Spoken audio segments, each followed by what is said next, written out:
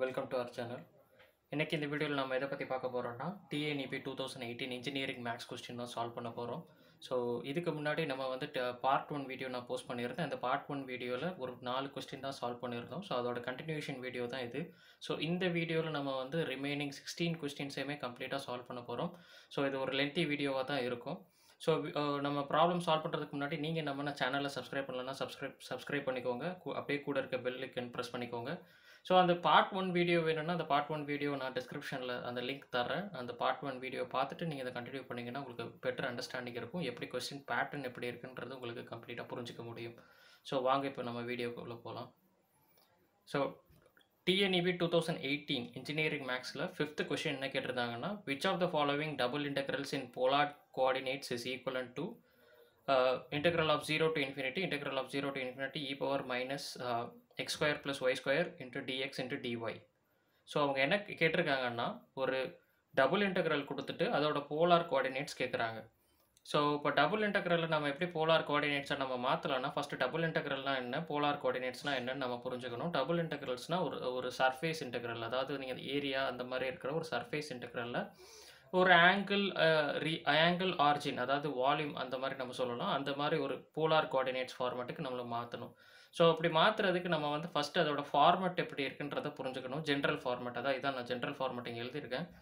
So அந்த general format எப்படி இருக்குன்னா, நம்மளுக்கு வந்து double integral of f of x, y dx dy tends to double integral of f of r theta r dr d theta. So இப்போ இங்கே dxன்றது r dr, dyன்றது d theta. So இப்போ நம்மளுக்கு format எப்படி இருக்குன்னா, அந்த dx இருக்குன்ற பிளேஸில் வந்து r dr, அதே மாதிரி dy பிளேஸில் வந்து d theta. ஸோ இதை நம்ம வந்து சேஞ்ச் பண்ணுற மாதிரி இருக்கும். அப்புறம் நம்ம f of x, yன்ற அந்த ஃபங்க்ஷனை வந்து f of r, thetaன்ற மாதிரி சேஞ்ச் பண்ணுற மாதிரி இருக்கும். ஸோ நம்மளுக்கு கொடுத்துருக்க அந்த டபுள் இன்டெக்ரலில் அந்த f of x, yன்ற பிளேஸில் என்ன கொடுத்துருக்காங்கன்னா, e power minus of x square plus y ஸ்கொயர்னு கொடுத்துருக்காங்க. ஸோ அது xyன்ற ஃபார்மேட்டில் இருக்குல்ல. ஸோ நம்ம அதை வந்து r theta அந்த போலார் கோஆர்டினேட்ஸ் ஃபார்மேட்டில் மாற்றணும். ஸோ அப்போ அந்த எக்ஸ் ஒய் அந்த பிளேஸில் நம்ம என்ன சப்ஸ்டியூட் பண்ணலாம்னா, எக்ஸ்ன்ற பிளேஸில் ஆர் காஸ் தீட்டா சப்ஸ்டியூட் பண்ணலாம், ஒய்ன்ற பிளேஸில் ஆர் சைன் தீட்டா சப்ஸ்டியூட் பண்ணணும். ஸோ அந்த எக்ஸ் ஸ்கொயர் ப்ளஸ் ஒய் ஸ்கொயர்ன்ற இருக்கனால நான் எக்ஸ் ஸ்கொயர்ன்றது வந்து r square cos square theta, y square வந்து r square sine square theta. So இதில் வந்து ஆர் கான்ஸ்டண்ட்டாக இருக்கனால, ஆர் ஸ்கொயர் கான்ஸ்டண்ட்டாக இருக்கனால நான் ஆர் ஸ்கொயரை வெளியே எடுத்துட்டேன். ஸோ இப்போ நம்மளுக்கு வந்து எப்படி இருக்குன்னா, r square into cos square theta plus sine square தீட்டான்னு இருக்கும். நம்மளுக்கு வந்து ட்ரிக்னாமெட்ரியில் cos square theta plus sine square theta என்னன்னு பார்த்தீங்கன்னா 1. ஸோ அந்த cos square theta plus sine square theta பிளேஸில் நான் 1 சப்ஸ்டியூட் பண்ணிட்டேன். ஸோ அப்போ எனக்கு எக்ஸ் ஸ்கொயர் ப்ளஸ் ஒய் ஸ்கொயர்ன்றது என்ன இருக்குன்னா ஆர் ஸ்கொயர். ஸோ அப்போ நம்மளுக்கு வந்து அந்த எஃப் ஆஃப் எக்ஸ், ஒய்ன்றதை எஃப் ஆஃப் ஆர், தீட்டான்றப்போ மாற்றுறப்போ நம்மளுக்கு என்ன இருக்குன்னா, அதாவது e power minus of x square plus y ஸ்கொயர்ன்ற ஃபங்க்ஷன் நம்மளுக்கு வந்து இ பவர் மைனஸ் ஆர் ஸ்கொயர்ன்ற மாதிரி மாறும். ஸோ இப்போ நம்ம என்ன பண்ணியாச்சு, அதாவது டிஎக்ஸ் டிஒய் அதையும் சேஞ்ச் பண்ணியாச்சு. அதாவது டிஎக்ஸ் டிஒய்க்கு பதிலாக ஆர் டிஆர் டி தீட்டான்னு மாற்றியாச்சு. அதே மாதிரி ஃபங்க்ஷன் எஃப் ஆஃப் எக்ஸ், ஒய்ன்றதை எஃப் ஆஃப் ஆர், தீட்டான்ற மாதிரி நம்ம சேஞ்ச் பண்ணியாச்சு. இப்போ நெக்ஸ்ட் லிமிட்ஸ்க்கு போகணும். இப்போ நம்ம வந்து டிஎக்ஸ் டிஒய் அதாவது சர்ஃபேஸ் டபுள் இன்டெக்ரலாக இருக்கும்போது இருக்க லிமிட்ஸ் வந்து போலார் கோஆர்டினேட்ஸாக சேஞ்ச் பண்ணுறப்போ என்ன மாதிரி லிமிட்ஸாக மாறுதுன்றதை நம்ம நெக்ஸ்ட்டு கண்டுபிடிக்கணும். ஸோ இப்போ கொடுத்துருக்க அதாவது அந்த டபுள் இன்டெக்ரலில் நம்மளுக்கு என்ன லிமிட் கொடுத்துருக்காங்கன்னா, எக்ஸுக்கு வந்து பார்த்தீங்கன்னா 0 to infinity. ஸோ எக்ஸுன்றது இந்த ஸ்ட்ரைட் லைன், அதாவது இந்த ஒய் ஆக்சிஸ் தான் எக்ஸ் ஈக்குவல் டு 0 அந்த லைனு. ஸோ இப்போ நம்மளுக்கு வந்து அப்பர் லிமிட் என்ன கொடுத்துருக்காங்கன்னா இன்ஃபினிட்டி. இன்ஃபைனைட்டுன்றது வந்து ஒரு கணிக்க முடியாதது. ஸோ அது ஒரு இமேஜினரி. ஸோ அதனால தான் நான் டாட்டட் லைனில் ரெப்ரசென்ட் பண்ணியிருக்கேன் எக்ஸ் ஈக்குவல் டு இன்ஃபினிட்டின்னு. ஸோ அதே மாதிரி ஒய்யோட லிமிட் பார்த்தீங்கன்னா y equal to 0. So y equal to 0ன்றது வந்து இந்த எக்ஸ் ஆக்சிஸு. அதே மாதிரி ஒய் ஈக்குவல் டு இன்ஃபினிட்டின்றதுனால ஒரு இமேஜினரி டாட்டட் லைன் நான் ட்ரா பண்ணியிருக்கேன். ஸோ இந்த ஒரு சர்ஃபேஸை நம்ம ஃபார்ம் பண்ணிட்டோம். ஸோ இந்த சர்ஃபேஸ்லேருந்து ஆரோட லிமிட்டும் தீட்டாவோட லிமிட்டும் நம்ம ஃபைன் பண்ணுறதா இருந்தீங்கன்னா, இந்த தீட்டா வந்து இப்போது 0லேருந்து ஸ்டார்ட் ஆகி π/2, அதாவது இந்த கம்ப்ளீட் சர்ஃபேஸ் பார்த்தீங்கன்னா 0ல் ஸ்டார்ட் ஆகி இந்த ஸ்ட்ரைட் லைனில் முடியுது. ஸோ இந்த வெர்டிக்கல் லைனில் முடிகிறனால இது π/2. ஸோ இப்போ நம்ம வந்து ஒய்யோட அதாவது தீட்டாவோட லிமிட் கண்டுபிடிச்சாச்சு. இப்போ ஆரோட லிமிட் எப்படி நம்ம கண்டுபிடிக்கலாம்னா, ஆர் வந்து இந்த ஆர்ஜினில் இருந்து அதோட மேக்ஸிமம் சர்ஃபேஸ் அந்த பாயிண்ட்டை நம்ம கன்சிடர் பண்ணுற மாதிரி இருக்கும். ஸோ ஆர் வந்து ஆரிஜினில் ஸ்டார்ட் ஆகிறதுனால r equal to 0. Maximum point என்னன்னு பார்த்தீங்கன்னா இன்ஃபினிட்டி. ஸோ நம்மளோட ஆரோட அப்பர் லிமிட் என்னன்னு பார்த்தீங்கன்னா இன்ஃபினிட்டி. ஸோ நான் அந்த நம்ம லிமிட்டும் கண்டுபிடிச்சாச்சு. கடைசியா நம்ம போலார் கோஆர்டினேட்ஸ் ஃபார்ம் எப்படி இருக்குன்னு பார்த்தீங்கன்னா, integral of 0 to π by 2 integral of 0 to infinity e power minus r square into r dr d theta. So இதுதான் நம்மளோட வந்து போலார் கோஆர்டினேட்ஸ் ஃபார்ம். ஸோ இது ஆப்ஷன் என்னன்னு பார்த்தீங்கன்னா, செகண்ட் ஆப்ஷன் தான் இதுக்கான கரெக்டான ஆன்சர். நெக்ஸ்ட் கொஸ்டின் பார்க்கலாம். 6th question என்ன கேட்டிருந்தாங்கன்னா, if C is any simple closed curve enclosing the point z equal to z0, then the value of closed integral of z minus z0 dz isன்னு கொடுத்துட்டு ஒரு 4 option கொடுத்துருந்தாங்க. So இதில் என்ன கொடுத்துருக்காங்கன்னா, ஒரு simple closed curve அதை கொடுத்துருக்காங்க. அதை கொடுத்துட்டு வந்து அதோட க்ளோஸ்ட் இன்டெக்ரல் கொடுத்து அதோட வேல்யூ என்ன அப்படின்ற மாதிரி நம்மளுக்கு கேட்டிருக்காங்க. ஸோ நம்மளுக்கு வந்து காஷிஸ் தியரம் இருக்குது. அந்த காஷிஸ் தியரமில் வந்து அதோட ஒரு ப்ராப்பர்ட்டி இருக்குது. அதாவது என்னென்னா, if C is a simple closed curve, அதாவது இப்போ இங்கே நீங்கள் இந்த கொஸ்டின் நீங்கள் அப்சர்வ் பண்ணிங்கன்னா உங்களுக்கு வந்து என்க்ளோசிங் த பாயிண்ட்ஸ்னு கொடுத்துட்டாங்க. என்க்ளோசிங் த பாயிண்ட்னா அந்த கர்வ் வந்து தன்னைத்தானே கிராஸ் பண்ணலன்ற மாதிரி அர்த்தம். So the curve doesn't cross it self, அதுதான் வந்து என்க்ளோசிங் த பாயிண்ட்ன்ற மாதிரி கொடுத்துருக்காங்க. ஸோ அப்படி இருக்கிற பட்சத்தில் நம்மளுக்கு ப்ராப்பர்ட்டி இருக்குது. அந்த ப்ராப்பர்ட்டி என்னென்னு பார்த்தீங்கன்னா, closed integral of f of z dz equal to 0. So இப்போ இதோட வேல்யூ என்னென்னா 0 தான். ஸோ இதுக்கு ஆப்ஷன் 1 தான் அதுக்கான கரெக்டான ஆன்சர். ஸோ கூடவே நான் உங்களுக்கு வந்து காஷிஸ் தியரமோட ஃபார்முலாவும் நான் எழுதியிருக்கேன். ஸோ நீங்கள் இந்த வீடியோ பாஸ் பண்ணிட்டு இந்த ஒரு ஸ்க்ரீன்ஷாட் கூட எடுத்து வச்சுக்கலாம். உங்கள் ஃபார்முலா நோட்ஸ் மாதிரி நீங்கள் இதை ப்ரிப்பேர் பண்ணிக்கலாம். ஸோ அதுக்காக நான் இங்கே காஷிஸ் தியரமோட ஃபார்முலா நான் ரைட் பண்ணியிருக்கேன். ஸோ நெக்ஸ்ட் கொஸ்டின் பார்க்கலாம். 7th கொஸ்டின் என்ன கேட்டிருந்தாங்கன்னா, the kernel of the Laplace transform is given by அப்படின்னு கொடுத்துருக்காங்க. ஸோ இப்போ ஒரு லேப்லஸ் ட்ரான்ஸ்ஃபார்மோட கர்னல்னால் innermost part of the transform, அதுதான் நம்மளுக்கு வந்து கேட்டிருக்காங்க. ஸோ நம்ம ஜென்ரல் லேப்லஸ் ட்ரான்ஸ்ஃபார்ம் என்ன நம்ம வந்து முதல்ல புரிஞ்சுக்கணும். So Laplace transform of f of t அப்படின்ற அது வந்து எப்படி இருக்குன்னா, L of f of t equal to integral of 0 to infinity e power minus st f of t dt. So இதுதான் வந்து general form of Laplace transform of f of t. So இந்த general form of Laplace ட்ரான்ஸ்ஃபார்மில் kernel of Laplace transform நம்ம எடுத்துக்கிட்டிங்கன்னா அந்த e power minus stன்றது தான் வந்து kernel. So அப்போ நம்மளுக்கு ஆப்ஷன் என்னென்னு பார்த்தீங்கன்னா, ஆப்ஷன் 1 அதுக்கு தான் கரெக்டான ஆன்சர். ஸோ 2018 பேப்பரில் வந்து மோஸ்ட்லி வந்து ஃபார்முலா பேஸ்டாக தான் கேட்டிருந்தாங்க. ஸோ ஃபார்முலாவை நல்லா அண்டர்ஸ்டாண்ட் பண்ணி புரிஞ்சு வச்சுக்கிறது நல்லது. So moving on to the next question. 8th question again Laplace ட்ரான்ஸ்ஃபார்ம்லேருந்து கேட்டிருந்தாங்க. 8th கொஸ்டின் என்ன கேட்டிருந்தாங்கன்னா, let Laplace transform of f of t is f dash of s then அப்படின்னு கொடுத்துட்டு ஒரு 4 ஆப்ஷன் கொடுத்துருந்தாங்க. இந்த இதுவும் அகெயின் ஃபார்முலா பேஸ்டு கொஸ்டின் தான். என்ன பேசிஸில் கேட்டிருக்காங்கன்னா, யூனிட் ஸ்டெப் ஃபங்க்ஷன் அந்த ஃபார்முலா பற்றி கேட்டிருக்காங்க. ஸோ நம்மளுக்கு ஜென்ரலாக இப்போ யூனிட் ஸ்டெப் ஃபங்க்ஷனை பற்றி நம்ம பார்த்தோம்னா, ஒரு கிவனில் என்ன கொடுத்துருக்காங்கன்னா, u tends to unit step function. So நம்மளுக்கு யூனிட் ஸ்டெப் ஃபங்க்ஷனோட ஃபார்முலா தான் கேட்குறாங்க, நம்மளுக்கு நல்லாவே தெரியும். ஸோ லேப்லஸ் ட்ரான்ஸ்ஃபார்மில் யூனிட் ஸ்டெப் ஃபங்க்ஷன் நம்ம எப்படி டிஃபைன் பண்ணுவோம்னா, u of t minus a or u of at, அதாவது நம்ம சஃபிக்ஸில் எழுதுகிற மாதிரி இருக்கும், uat அப்படின்ற மாதிரி, is defined as u of at equal to 1 when t greater than or equal to a, 0 when t less than or equal to a. அப்போ formula என்னன்னு பார்த்தீங்கன்னா, Laplace transform of f of t minus a u of t minus a equal to e power minus as f of s, capital f of s. இந்த capital f of s f dash of s கூட எழுதலாம். So அது வந்து அப்படியே represent பண்ணுறதுக்கு நாம் இப்படியும் represent பண்ணலாம். ஸோ நம்மளுக்கு இதில் இந்த கொடுத்துருக்க ஆப்ஷனில் எது யூனிட் ஸ்டெப் ஃபங்க்ஷனோட கரெக்டான ஃபார்முலான்னு பார்த்தீங்கன்னா, ஆப்ஷன் 3 தான் அதுக்கான கரெக்டான ஆன்சர். ஸோ இதுவும் அகெயின் ஒரு ஃபார்முலா பேஸ்டு கொஸ்டின் தான். So moving on to the next question. 9th question என்ன கேட்டிருந்தாங்கன்னா, இந்த Z ட்ரான்ஸ்ஃபார்ம் ஆஃப் 1/n இஸ்ன்னு கொடுத்துட்டு ஒரு 4 ஆப்ஷன் கொடுத்துருந்தாங்க. இது Z transform based question. And இந்த Z ட்ரான்ஸ்ஃபார்மை நான் சால்வ் பண்ணி காட்டுறேன். பட் உங்களுக்கு வந்து எக்ஸாமில் வந்து நிறைய டைம்ஸ் இருக்காது. ஸோ நீங்கள் என்ன பண்ணலான்னா, வந்து இந்த ஜென்ரலாக ஒரு சில ஸ்டாண்டர்ட் கொஸ்டின் இருக்கும் Z ட்ரான்ஸ்ஃபார்ம்லேயே, அதாவது 1/a 1/z, அப்புறம் Z பவர் மைனஸாக இருக்கும்போது Z ட்ரான்ஸ்ஃபார்ம் என்ன, அந்த மாதிரி ஒரு ஸ்டாண்டர்ட் Z ட்ரான்ஸ்ஃபார்முக்குன்னு ஒரு கொஸ்டின் இருக்கும். அந்த மாதிரி கொஸ்டின்லாம் நீங்கள் வந்து மெமரைஸ் பண்ணி வச்சுக்கிறது கூட நல்லது. ஸோ இதை நான் வந்து உங்களுக்கு சால்வ் பண்ணி காட்டுறேன். ஸோ நார்மலாக நம்ம Z transform of x of n, அதாவது வந்து அந்த ஜென்ரல் Z ட்ரான்ஸ்ஃபார்ம் எப்படி இருக்குன்னா, Z transform of x of n equal to summation of n equal to minus infinity to infinity x of n z power minus n. இதுதான் வந்து Z ட்ரான்ஸ்ஃபார்மோட general formula. நம்மளுக்கு x of n, அதாவது அந்த function என்ன கொடுத்துருக்காங்கன்னா 1/n. So அப்போ நான் வந்து இங்கே x of n பிளேஸில் வந்து 1/n எழுதியிருக்கேன். அதே மாதிரி லிமிட் பார்த்தீங்கன்னா n equal to 1 to infinity.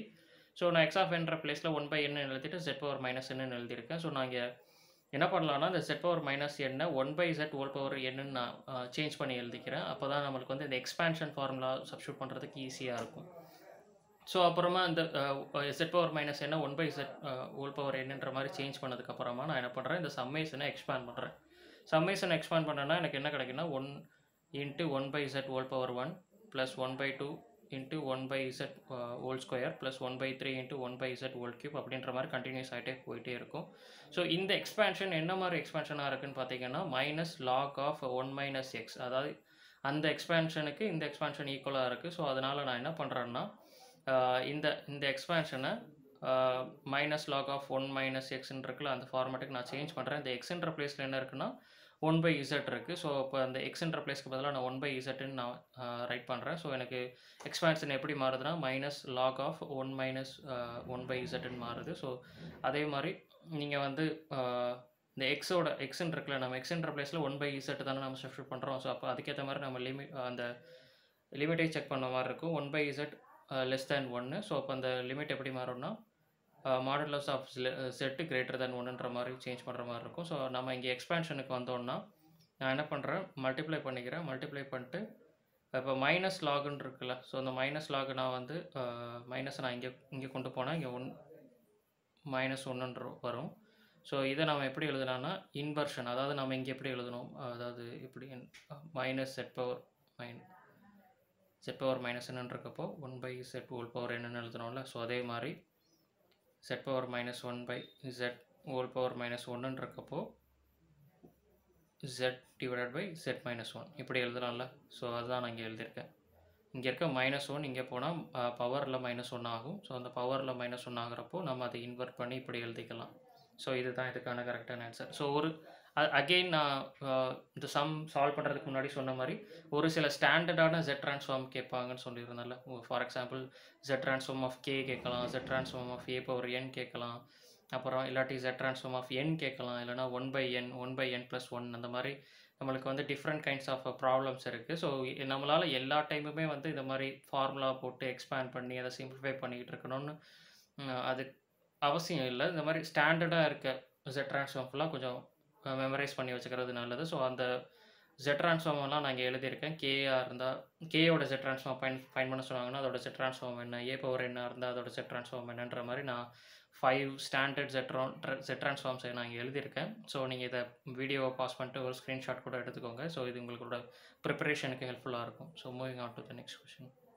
10th question என்ன கேட்டிருந்தாங்கன்னா, if f of x represented by Fourier integral f of x equal to integral 0 to infinity a of w cos wx plus b of w sin wx dw, then aw is defined as. So இது ஒரு formula based question தான். So இந்த ஃபார்முலாவில் ஏடபிள்யூன்றது formula என்னன்னு பார்த்தீங்கன்னா 1/π integral -infinity to infinity f of v cos wv dw. So இதுதான் அதுக்கான formula. So இதுக்கு ஆப்ஷன் ஏ தான் அதுக்கான கரெக்டான ஃபார்முலா. ஸோ இதுவும் ஒரு ஃபார்முலா பேஸ்டு கொஸ்டின் தான். Moving on to the next question. 11th question என்ன கேட்டிருந்தாங்கன்னா, in Newton Cotes formula if f of x is interpolated as equally spaced nodes by a polynomial of degree 4 then it represents கொடுத்துட்டு ஒரு 4 rule கொடுத்துருந்தாங்க. So இந்த இதுவும் ஒரு formula based question தான். So Newton கோட்ஸில் இருக்கிற ரூலுக்கு degree என்னவாக இருந்தால் அது என்ன ரூல் அப்ளை ஆகும்னு பார்த்தீங்கன்னா, இப்போ டிகிரி 1 இருந்தால் ட்ரெப்பிசாய்டல் ரூல், 2 இருந்தால் சிம்சன் ரூல், 3 இருந்தால் 3/8 ரூல், 4 இருந்தால் பூல்ஸ் ரூல். நம்மளுக்கு இங்கே என்ன கொஸ்டின் எல்லாம் கேட்டிருந்தாங்கன்னா டிகிரி ஆஃப் 4. ஸோ அப்போ இது என்ன ரூல்னு பார்த்தீங்கன்னா பூல்ஸ் ரூல். 12th கொஸ்டின் அதே மாதிரி என்ன கேட்டிருந்தாங்கன்னா, if f of x is a polynomial of degree n is x then nth difference of this polynomial is அப்படின்னு கொடுத்துட்டு 4 ஆப்ஷன் கொடுத்துருந்தாங்க. ஸோ இப்போ நார்மலாக நம்ம வந்து நியூட்டன் டிவைடட் டிஃப்ரென்ஸ் இல்லை பேக்வேர்ட் டிஃப்ரென்ஸ் ஃபார்முலா அதெல்லாம் நம்ம சால்வ் பண்ணும்போது நம்ம ஃபஸ்ட்டு என்ன பண்ணுவோம்னா கொடுத்துருக்க அந்த பாயிண்ட்ஸுக்கு வந்து டிஃப்ரென்ஸ் டேபிள் நம்ம ஃபைன் பண்ணுவோம். ஸோ அந்த டிஃப்ரென்ஸ் டேபிள் ஃபைன் பண்ணும்போது அந்த இப்போ ஒரு ஃபங்க்ஷனோட ஒரு பாலினாமியல்னால் இப்போ எக்ஸ் ஸ்கொயருன்னு இருக்குன்னு வச்சுக்கிறோங்களேன். இந்த எக்ஸுன்ற ஸ்கொயரு இந்த 2ன்றது தான் வந்து அந்த எண். ஸோ அந்த nth டிஃப்ரென்ஸுன்றது இந்த 2th டிஃப்ரென்ஸில் இருக்க வேல்யூ என்னவாக இருக்கும், கான்ஸ்டண்ட்டாக இருக்குமா, 0வாக இருக்குமா, இல்லை வேரியபிள்ஸாக இருக்குமா, இல்லை 1ஆக இருக்குமான்னு பார்த்தீங்கன்னா, நான் இப்போ இது எக்ஸ் ஸ்கொயருன்ற ஃபங்க்ஷன் மாதிரி நான் எடுத்திருந்தா இது என்னோட ஃபஸ்ட்டு டிஃப்ரென்ஸு, இது என்னோட செகண்ட் டிஃப்ரென்ஸு. அதாவது இங்கே எனக்கு ஃபஸ்ட்டு டிஃப்ரென்ஸு, இங்கே எனக்கு செகண்ட் டிஃப்ரென்ஸு. செகண்ட் டிஃப்ரென்ஸில் எனக்கு என்ன கிடைக்கும்னு பார்த்தீங்கன்னா, எனக்கு வந்து ஒரு கான்ஸ்டன்ட் தான் கிடைக்கும். ஸோ அந்த கான்ஸ்டன்ட்டை நான் n+1 டிஃப்ரென்ஸ் பண்ணும்போது எனக்கு 0 கிடைக்கும். ஸோ இப்போ இங்கே nth டிஃப்ரென்ஸுன்ற பிளேஸில் வந்து நம்மளுக்கு கான்ஸ்டன்ட் தான் கிடைக்கும். கான்ஸ்டன்ட்டு இப்போ ஆப்ஷன் 1 தான் அதுக்கான கரெக்டான ஆன்சர். இது உங்களுக்கு விஷுவலைஸ் பண்ண கஷ்டமாக இருந்தால், நீங்கள் நியூட்டன்ஸ் ஃபார்வர்ட் டிஃப்ரென்ஸ் அந்த ஒரு ப்ராப்ளமோ, இல்லை நியூட்டன்ஸ் பேக்வர்ட் டிஃப்ரென்ஸ் ப்ராப்ளமோ நீங்கள் எடுத்து அதில் டிஃப்ரென்ஸ் டேபிள் ஃபைண்ட் பண்ணுறப்போ நீங்கள் இதை செக் பண்ணி பார்த்தீங்கன்னா உங்களுக்கு புரியும். ஸோ ஒரு கொடுத்துருக்க ஒரு பாலினாமியல் அதோட டிகிரி என்னன்னு பார்த்துட்டு, அந்த டிகிரி இப்போ x² இருக்குன்னா அந்த x²ல் அதாவது அந்த செகண்ட் டிஃப்ரென்ஸ் என்னவா இருக்குது, அந்த வேல்யூ என்னவா இருக்குன்னு செக் பண்ணி பாருங்கள். அது கான்ஸ்டண்ட்டாக இருக்கா இல்லை 0வா இருக்கான்னு செக் பண்ணி பாருங்கள். ஸோ செக் பண்ணால் அந்த மாதிரி நீங்கள் செக் பண்ணிங்கன்னா உங்களால் வந்து ஈஸியாக அதை ஃபைண்ட் பண்ண முடியும். ஸோ நெக்ஸ்ட் கொஷின் போகலாம். 13th கொஷின் என்ன கேட்டிருந்தாங்கன்னா, if f of x equal to அப்படின்னு ஒரு ஃபார்முலா கொடுத்துருக்காங்க. ஒரு ஃபார்முலா கொடுத்துட்டு அது என்ன ஃபார்முலா அப்படின்னு கேட்டிருக்காங்க. அது நியூட்டன்ஸ் பேக்வேர்ட் ஃபார்முலாவா, நியூட்டன்ஸ் ஃபார்வர்ட் டிஃப்ரென்ஸ் ஃபார்முலாவா, இல்லை காஸ் ஃபார்வர்ட் ஃபார்முலாவா, இல்லை நியூட்டன்ஸ் டிவைடட் டிஃப்ரென்ஸ் ஃபார்முலாவா அப்படின்னு. ஸோ இதில் இந்த ஃபார்முலா நீங்கள் கம்ப்ளீட்டாக படிச்சிருந்தீங்கன்னா உங்களுக்கு ஈஸியாக சொல்லிடலாம் இது நியூட்டன்ஸ் பேக்வேர்ட் ஃபார்முலான்னு.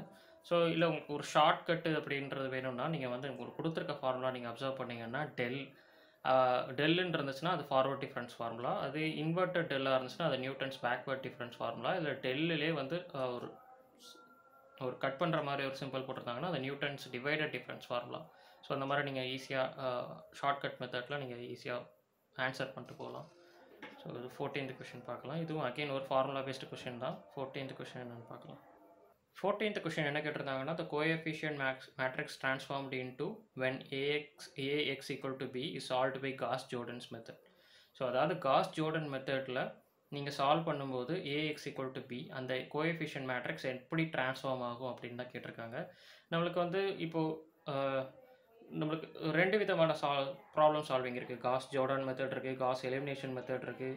இப்போ காஸ்-ஜோர்டன் மெத்தட் பற்றி நம்மளுக்கு கேட்டிருக்காங்க. ஸோ காஸ்-ஜோர்டன் மெத்தடில் கோஎஃபிஷியன்ட் மேட்ரிக்ஸ் என்னவா ரெடியூஸ் ஆகும்னு பார்த்தீங்கன்னா ஒரு டயக்னல் மேட்ரிக்ஸாவோ இல்லை ஒரு ஐடென்டிட்டி மேட்ரிக்ஸாவோ ரெடியூஸ் ஆகும். ஸோ இந்த கொஸ்டினுக்கு ஆன்சர் என்னென்னு பார்த்தீங்கன்னா டயக்னல் மேட்ரிக்ஸ். ஏன்னா ஆப்ஷனில் எனக்கு ஐடென்டிட்டி மேட்ரிக்ஸ் கொடுக்கல, டயக்னல் மேட்ரிக்ஸ் தான் இருக்குது. டயக்னல் மேட்ரிக்ஸ் தான் அதுக்கான கரெக்டான ஆன்சர். இதே காஸ் எலிமினேஷன் மெத்தடில் உங்களுக்கு கோஎஃபிஷியன்ட் மேட்ரிக்ஸ் உங்களை ஃபைன் பண்ண சொன்னாங்கன்னு வைங்களேன். கோஎஃபிஷியன்ட் மேட்ரிக்ஸ் என்னவா ரெடியூஸ் ஆகும்னா அப்பர் ட்ரையாங்குலர் மேட்ரிக்ஸாக ரெடியூஸ் ஆகும். ஸோ இந்த மாதிரி ப்ராப்ளம் அதாவது கொஸ்டின் உங்களுக்கு கேட்கலாம். ஒரு காஸ் எலிமினேஷன் மெத்தடை வச்சு கேட்டால் அது கோஎஃபிஷியன்ட் மேட்ரிக்ஸ் எப்படி ரெடியூஸ் ஆகும்னா அப்பர் ட்ரையாங்குலர் மேட்ரிக்ஸ். இங்கே கொஸ்டினில் காஸ்-ஜோர்டன் தான் கேட்டிருக்காங்க. ஸோ கோஎஃபிஷியன்ட் மேட்ரிக்ஸ் வந்து ஒரு டயக்னல் மேட்ரிக்ஸாக ரெடியூஸ் ஆகும். ஸோ 15th கொஸ்டின் என்னென்னு பார்த்தீங்கன்னா, Gauss elimination method fail if அப்படின்னு கொடுத்துட்டு 4 ஆப்ஷன் கொடுத்துருந்தாங்க.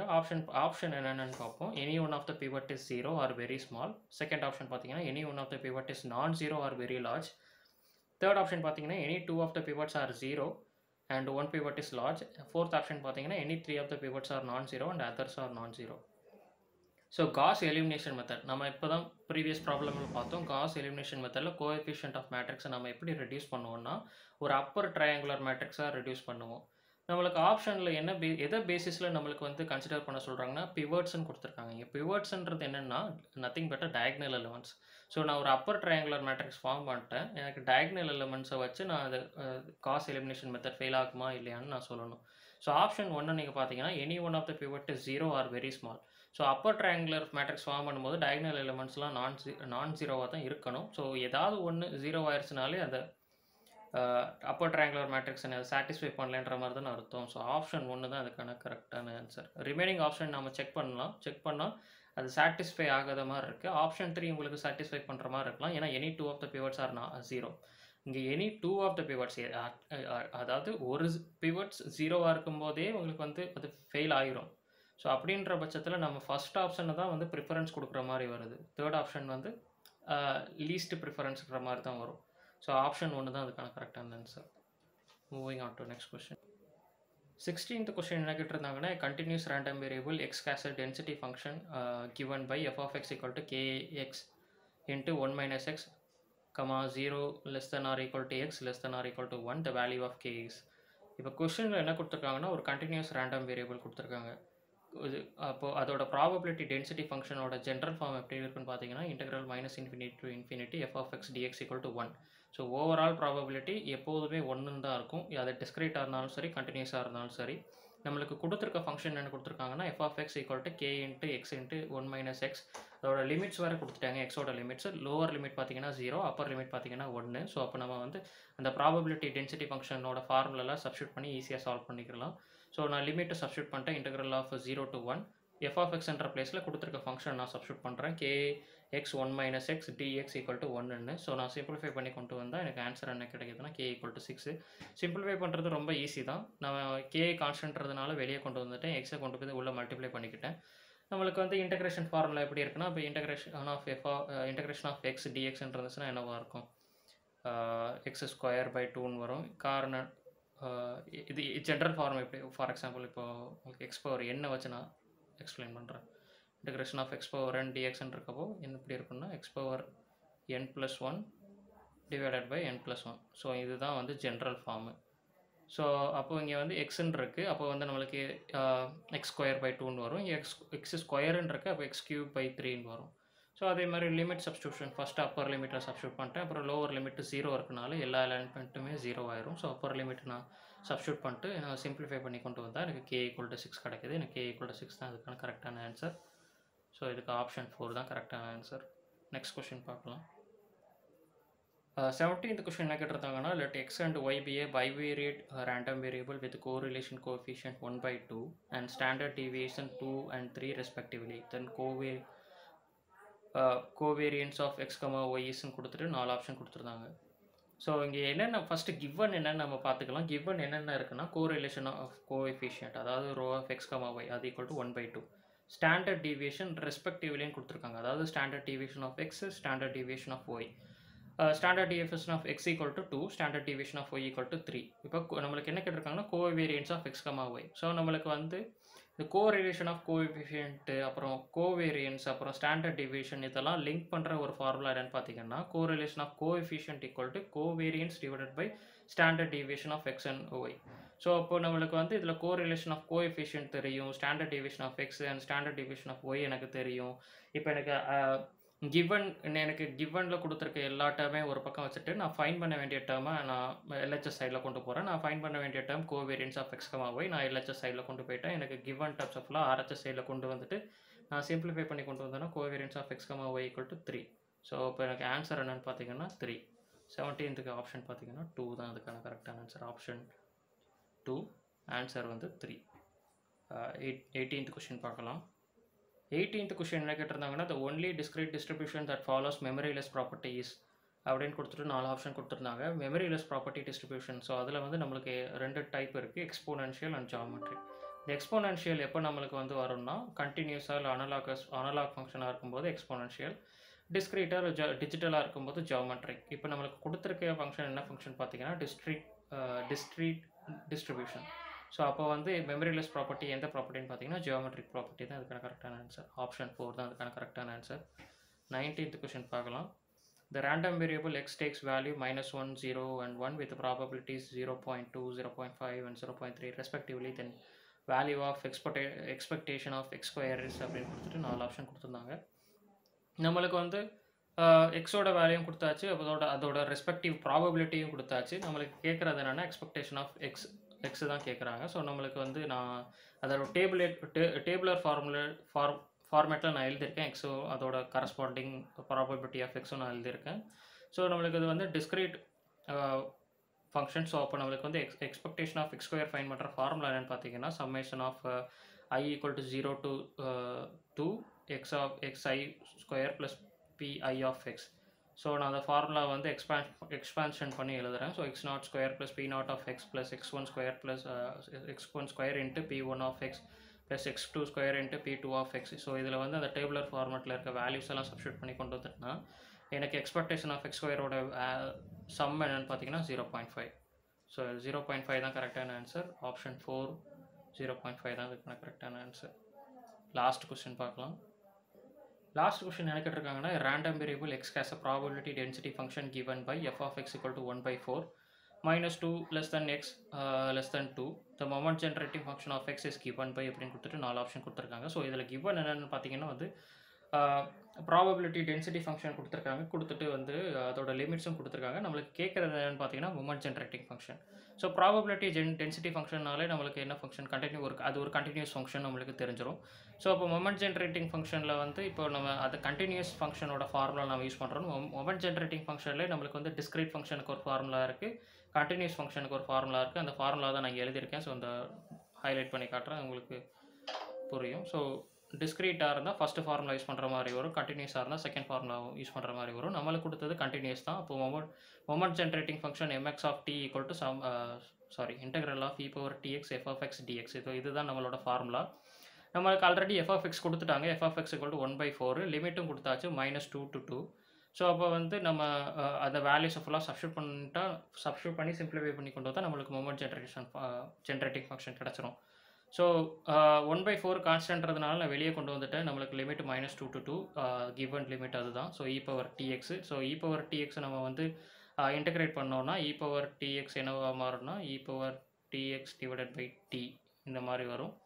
ஸோ அதுதான் நான் இங்கே எழுதியிருக்கேன். ஸோ அதுக்கப்புறமா வந்து நம்ம upper limit lower limit substitute பண்ணுறது தான். அப்பர் லிமிட் எக்ஸ்ன்ற பிளேஸில் 2 சப்ஸ்டியூட் பண்ணியிருக்கேன். லோவர் லிமிட்டை வந்து எக்ஸ்ன்ற பிளேஸில் -2 சப்ஸ்டியூட் பண்ணியிருக்கேன். ஸோ சப்ஸ்டியூட் பண்ணி சிம்பிளிஃபை பண்ணி கொண்டு வந்தோம்னா எனக்கு மொமெண்ட் ஜெனரேட்டிங் ஃபங்க்ஷன் ஆனா e power 2t minus e power -2t divided by 4t. So இதுதான் என்னோட மொமெண்ட் ஜெனரேட்டிங் ஃபங்க்ஷன். ஸோ இதுக்கு ஆப்ஷன்